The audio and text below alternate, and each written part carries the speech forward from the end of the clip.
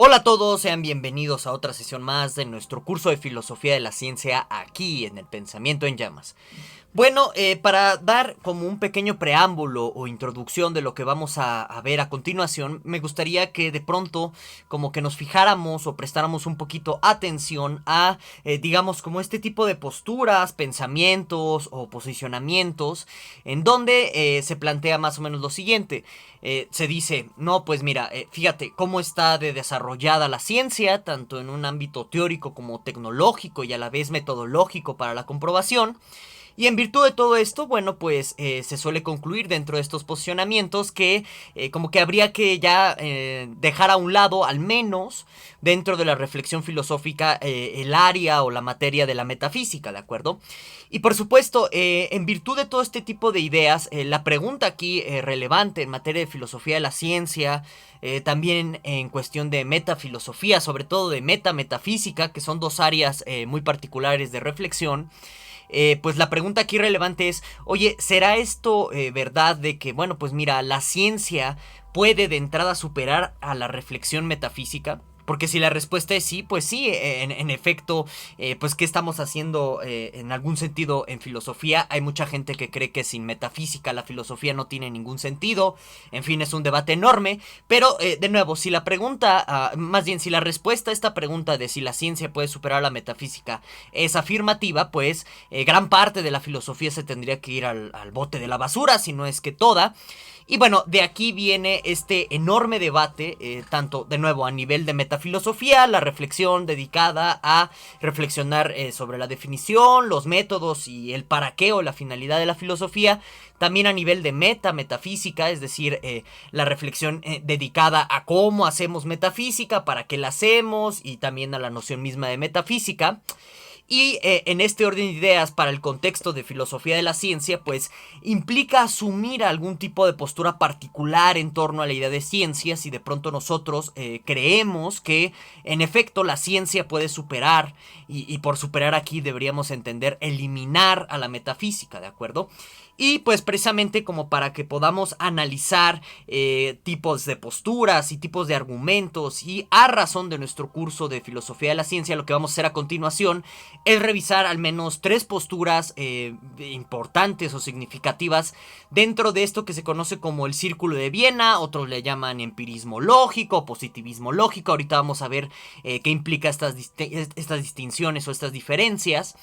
Y bueno, ya con eso también vamos a tener pues de entrada y de lleno para de nuevo servir a plena cabalidad los propósitos de este curso, digamos las principales posturas en materia de filosofía de la ciencia del Círculo de Viena. Porque de nuevo, cuando tú dices que la ciencia puede en efecto superar en algún sentido o de alguna manera eliminar a la metafísica, tú vas a adoptar o adquirir una cierta postura filosófica en torno a la ciencia, ¿de acuerdo?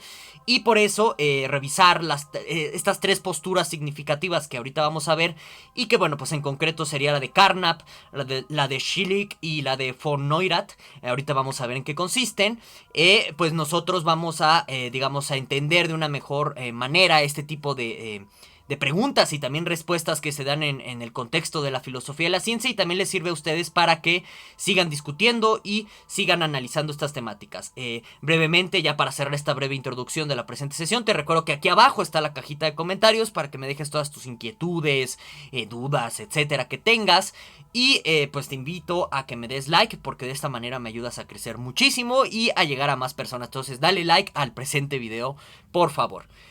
Brevemente, antes de iniciar, pues doy una serie de comerciales. El primero de ellos es que se suscriban, por favor, y que aprieten el botón de la campanita. De esta manera también me ayudas muchísimo, entonces hazlo, por favor. Brevemente doy un enorme agradecimiento a todas aquellas personas que decidieron volverse miembros del canal, porque bueno, pues es gracias a sus aportaciones económicas que el Pensamiento en Llamas puede seguir existiendo y que yo puedo mantener esta oferta pública y gratuita de cursos de filosofía, como este curso de filosofía de la ciencia, abierto para todo el mundo, totalmente público, gratuito, etcétera, ¿de acuerdo? Entonces, un enorme agradecimiento a los miembros del canal. Y bueno, en este orden de ideas te invito a que te vuelvas un miembro del Pensamiento en Llamas, porque bueno, pues pues de esta manera me ayudarías económicamente a seguir con este proyecto. Y también pues tú obtienes una serie de ventajas exclusivas si te haces un miembro del Pensamiento en Llamas, entre ellas el acceso a un grupo de Discord en donde a través de estas salas del chat podemos discutir de viva voz diversos temas de filosofía, también un acceso a cursos exclusivos de filosofía, en fin, ahí está la oferta para miembros si le aprietas al botón de unirse o en la descripción del presente video, ¿de acuerdo? Y te recuerdo brevemente que si tú quieres apoyar pero no tienes dinero, no te preocupes, créeme que haces muchísimo apoyándome viendo estos videos, dándoles like y compartiéndolos con algún amigo que de pronto pues tenga inquietudes similares o muy parecidas o idénticas a las que estamos tratando en este presente curso, ¿de acuerdo?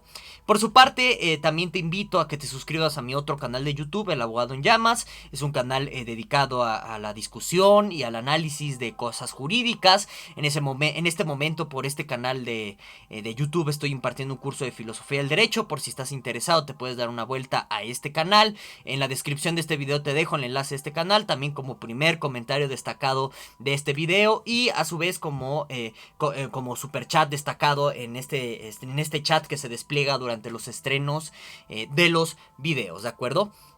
Y bueno, ya acabados estos comerciales, doy bibliografía para todos aquellos que quieran seguirse adentrando en la cuestión de por qué para el Círculo de Viena, la metafísica sí es superable por, a la ciencia, y también para que ustedes mismos vean el debate que hay en torno al mismo Círculo de Viena, porque como veremos a continuación, ni siquiera podríamos pensar en sí que hay una unicidad tanto temática como discursiva en lo que se conoce históricamente hablando como el Círculo de Viena. En realidad es una plétora de personas y de personajes con muchas ideas diversas, diferentes, que no siempre están de acuerdo, Entonces, para eso es la bibliografía que te dejo, para que tú sigas explorando por tu propia cuenta, si así lo deseas. El primer texto que te recomiendo es este, de empirismo lógico.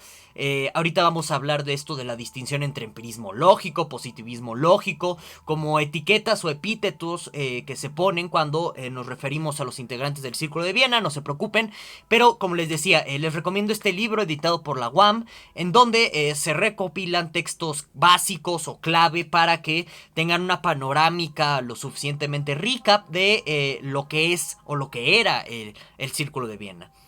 Por su parte, pues también este otro librito de Ayer, que es clásico para los temas de El Círculo de Viena, pues es de cajón esta recomendación bibliográfica.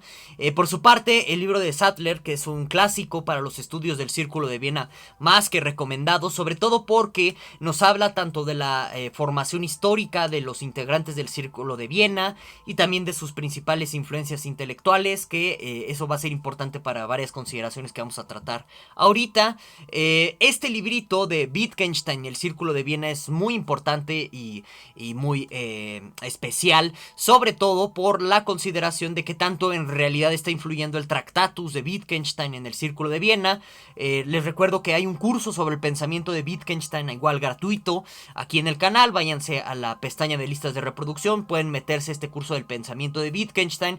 Tenemos un curso de filosofía del lenguaje, dimos una sesión sobre la filosofía del lenguaje del Círculo de Viena, sesiones importantes para que ustedes sigan profundizando en muchas cosas que voy a tratar a continuación. Y bueno, ahí está esta referencia bibliográfica para todos aquellos que quieran seguir. Luego, este librito de Peláez sobre Carnap, pues es muy bueno, muy introductorio, se los recomiendo muchísimo, sobre todo para varias consideraciones que a continuación vamos a tratar sobre Carnap, que pues va a ser una de estas figuras que analizaremos en este video, sobre todo en torno a su respuesta de si la ciencia puede o no superar a la metafísica, ¿de acuerdo? Bueno, déjenme, me hago un poquito más chiquito, ya, listo. Verán, primero que nada, los miembros del Círculo de Viena, estas consideraciones preliminares que voy a decir antes de como tal ya meterme a las respuestas en torno a por qué la ciencia podría o no superar a la metafísica, sí es como importante tener varias consideraciones contextuales, ¿no? Aquí en la pantalla ven más o menos a casi todos los integrantes más importantes o principales del Círculo de Viena. Históricamente hablando, el Círculo de Viena tiene dos periodos, uno que se conoce como la fase no pública del Círculo de Viena, antes de la publicación del manifiesto del Círculo de Viena por parte de Carnap. Y bueno, en esta fase no pública es cuando se dan las interacciones del Círculo de Viena con Wittgenstein, incluso hasta con Freud, y también con varias lecturas de los textos de Einstein y demás personalidades. Ya en la fase pública del Círculo de Viena, pues es en sentido estricto en donde podríamos ya consolidar como tal las ideas primordiales de estos personajes. Ahí está más o menos la fecha cronológica de cuánto a cuánto dura el Círculo de Viena. Dicho sea de paso, el Círculo de Viena finaliza o termina con la muerte de Schlick, Moritz Schlick, que bueno, pues es uno de los fundadores del Círculo de Viena. Lo mata uno de sus estudiantes en las escaleras de la Universidad de Viena. Es muy lamentable.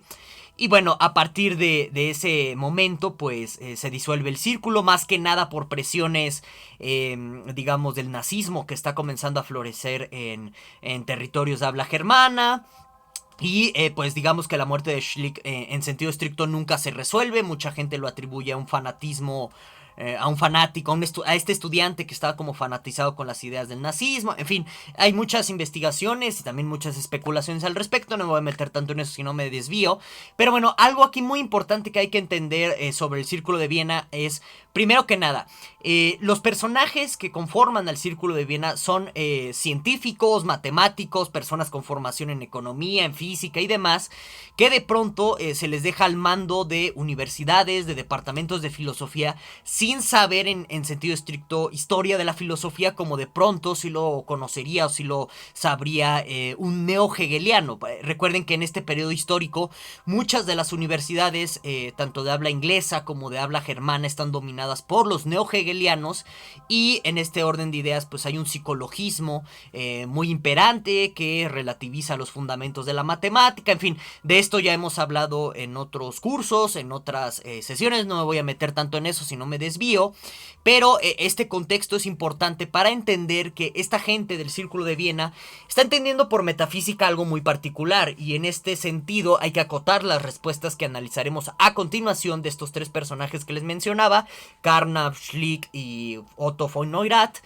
Hay que acortarlas, digamos, a esta significación de metafísica en sí. Entonces, en este contexto, pues primero que nada están pensando en una metafísica, ojo, idealista, ¿no? Esto es algo muy importante. Tenemos un ciclo de sábados filosóficos sobre qué es esto del idealismo.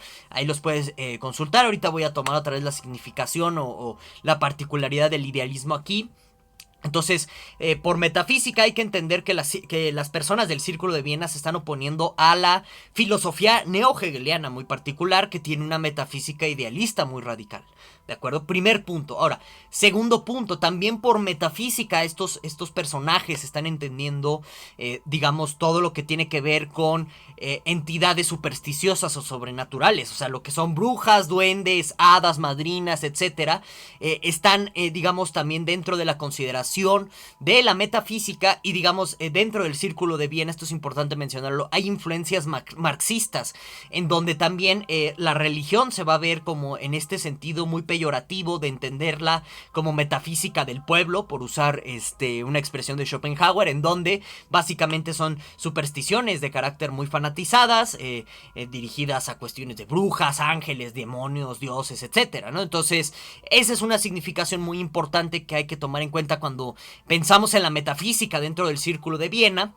Y que, si se dan cuenta, básicamente como uno de los mensajes aquí de fondo que hay en torno al Círculo de Viena es una intención de secularizar, es decir, de quitar elementos totalmente religiosos, totalmente supersticiosos, que no pueden ser comprobados de ninguna manera. Ahorita vamos a checar ese elemento del ámbito o del mundo del conocimiento científico. Y entonces, en este orden de ideas, los integrantes del Círculo de Viena se van a pegar a ciertas tradiciones empiristas de corte muy humeano. En este sentido es bueno leer el manifiesto del Círculo de Viena. Y bueno, aquí está presente la influencia de Wittgenstein. Digamos que más que una influencia directa que haya sido deseada por el propio Wittgenstein, lo que encontramos sería como una especie de paternidad forzada.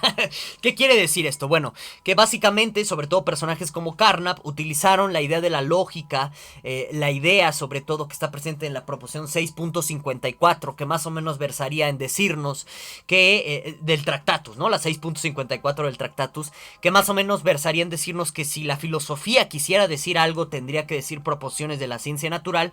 Todo esto lo interpretó Carnap como que, bueno, pues es que si la filosofía quiere hacer algo, pues entonces hay que hablar en términos del lenguaje científico, hay que reducir la filosofía a ciencia y entonces tienen que eliminar muchas cosas que no puedan comprobarse empíricamente, ¿no? Wittgenstein estuvo muy en contra de esa lectura de Carnap. En fin, tengo todo este curso sobre el pensamiento de Wittgenstein aquí en el canal por si quieres profundizar más al respecto. Nada más estoy mencionando varios datos importantes a considerar en lo que vamos a analizar a continuación. Otra cosa aquí muy importante son las discordancias y las disputas internas que hay en el Círculo de Viena. No todos están de acuerdo con que hay que eliminar la metafísica. Entonces ahorita vamos a ver la respuesta de von Neurath, que es muy interesante, Otto von Neurath, y también de Schlick respecto a lo que de pronto se conoce como el realismo crítico del Círculo de Viena, ¿no? Bueno, otra cosa aquí importante y que tiene que ver con las distinciones entre empirismo lógico y positivismo lógico, que a veces parece ser sustancial y en otras no, es que el positivismo lógico tiene ya de médula la idea del progreso científico comtiano que hemos revisado en otras sesiones. Es decir, aquellos dentro del Círculo de Viena que sean estrictamente hablando positivistas lógicos van a creer en el progreso científico. Uno de ellos va a ser Carnap. Sin embargo, no todos. O sea, por ejemplo, hay personas muy escépticas como de pronto muestran los pocos escritos que tenemos de Schlick porque murió repentinamente, no pudo terminar como tal de formular su pensamiento. Las pocas cosas que tenemos de Schlick nos muestran que él es muy escéptico respecto al progreso científico del cual habla Carnap. Entonces, por ejemplo, él estaría bajo la sintonía de lo que se conoce como empirismo lógico, que ahorita vamos a especificar más qué significa esto y cómo de ahí se sigue esta postura de que hay que eliminar la metafísica vía la ciencia, ¿sí? Pero sí es importante que tengan esa distinción. El mensaje capital o clave es la cuestión de que el positivismo lógico sí se compromete con la idea de un progreso científico, ¿de acuerdo? Bueno. Y comenzando ya ahora sí como tal la exposición de por qué digamos la ciencia podría superar o no a la metafísica, pues chequemos las ideas principales en este orden de ideas de Rudolf Carnap, ¿no? Antes que nada hay que recordar y hay que tener muy presente sobre la mesa que el pensamiento de Carnap no es uniforme, ni mucho menos es homogéneo. Pasa por diferentes periodos o etapas, y en muchos sentidos tiene que ver con su plagio a Wittgenstein. Perdón, con sus influencias que recibe de Wittgenstein, ¿no? Entonces, existen tres grandes periodos de pensamiento en Carnap. Uno ubicado en un texto que se suele conocer como la construcción lógica del mundo. Otro ubicado o cimentado en el ensayo de la superación de la metafísica vía o por medio del análisis lógico del lenguaje. Y ya el tercer Carnap tiene que ver con la cuestión de los marcos lingüísticos. El tercer Carnap lo vamos a retomar para próximas sesiones. Nada más nos vamos a quedar con los dos primeros Carnaps.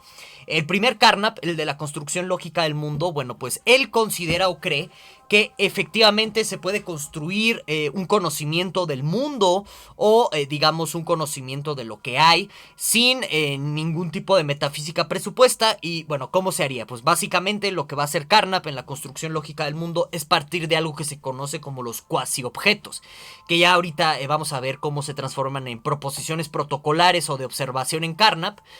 Los cuasi-objetos carnapianos de la construcción lógica del mundo lo que nos dicen es que son simplemente como vivencias en un sentido muy fenomenológico. Esto es muy importante mencionarlo. El primer Carnap está muy influenciado por la fenomenología husserliana, algo que no le agrada a los filósofos analíticos porque de pronto, si ustedes recordarán, Heidegger pues es hijo de la fenomenología husserliana y de pronto pensar que Carnap puede estar muy influenciado por la fenomenología de Husserl pues se acerca demasiado a la filosofía analítica de la filosofía continental y ya saben, estas disputas de cantina barata, ¿no? Al final del día que se da en la academia, pues no permiten visualizar más allá de los mismos prejuicios, pero bueno. Entonces, dice el Carnap de la construcción lógica del mundo que las unidades elementales de del conocimiento serían los cuasi-objetos, ¿sí? Que son vivencias. ¿Vivencias de qué? Bueno, vivencias de cosas como los colores, los sonidos, los apetitos y demás. Y bueno, dice Carnap que es a partir de eso que, digamos, el sujeto cognoscente aplica categorías lógicas que le permiten construir conceptos cada vez más complejos hasta que elabora todo el edificio del conocimiento. Es interesante percatarse de algo muy particular aquí de este Carnap.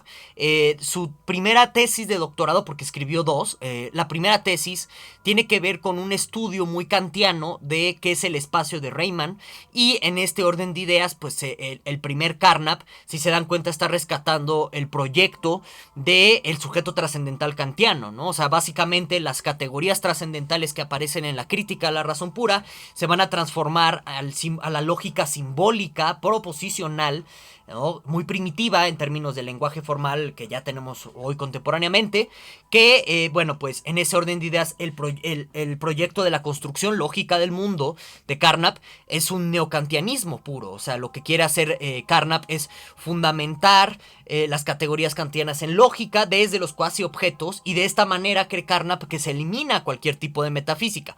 ¿Qué tipos de metafísica? Otra vez, ojo, hay que tener en consideración la significación particular de metafísica que acabamos de dar.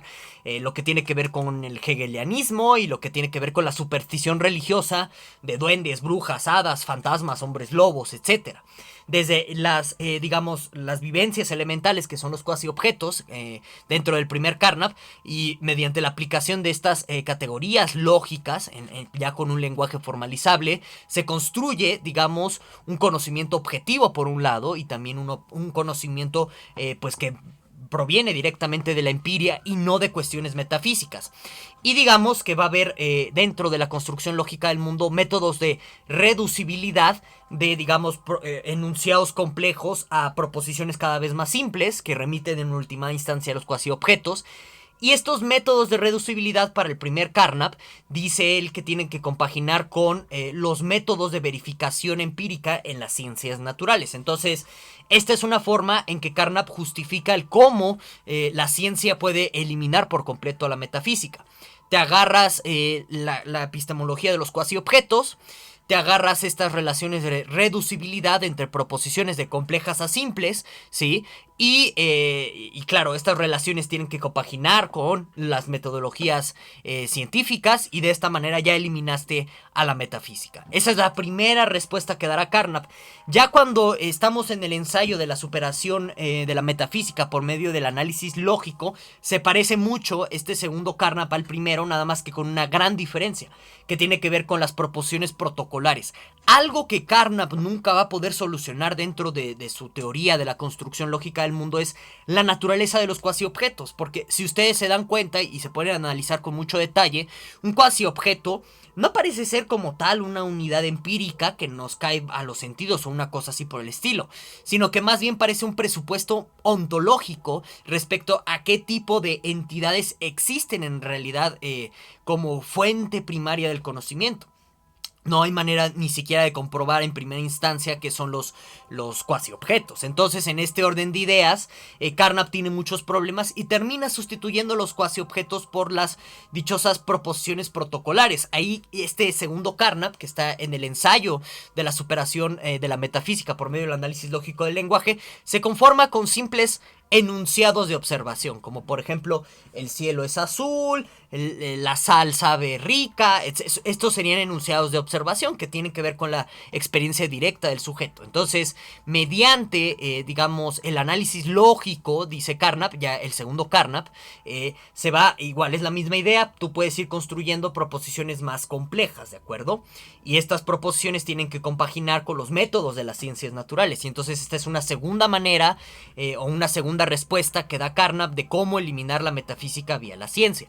Muy similar a la del primer Carnap, nada más que con la enorme diferencia de los cuasi objetos a las proposiciones protocolares, ¿de acuerdo? Digamos que la proposición protocolar es algo más sencillo, más o menos, entre comillas, de entender como algo no metafísico, porque tiene que ver con cuestiones directas de la observación, de los sentidos, etcétera, aunque muy problemática para Neurath. Ahorita nos vamos a meter a eso, ¿de acuerdo?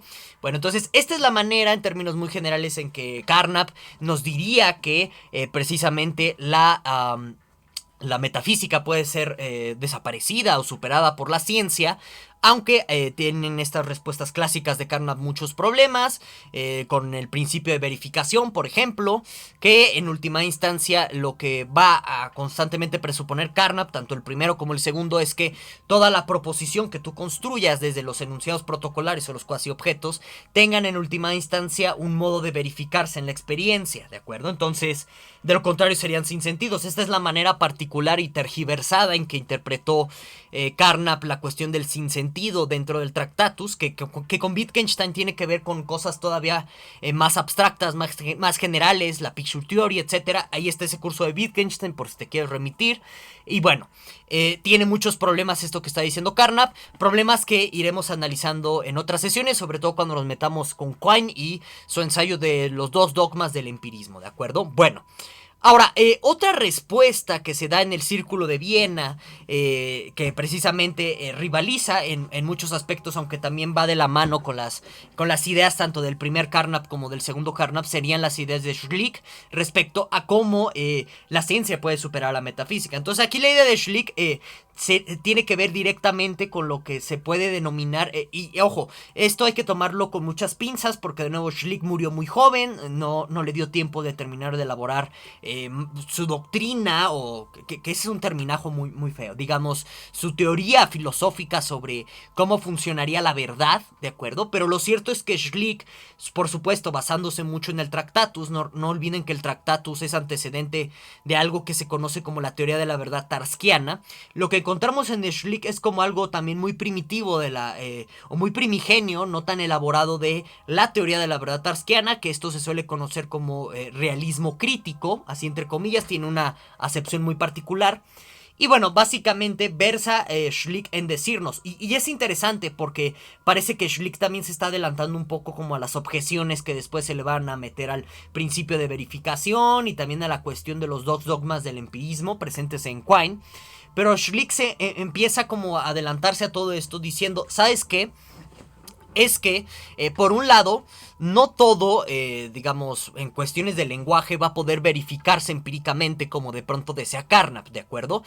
Recuerden que dentro de las ideas carnapianas, sobre todo del segundo Carnap, del ensayo de la superación de la metafísica por medio del análisis lógico, para Carnap si algo no se puede verificar empíricamente simplemente es un sinsentido.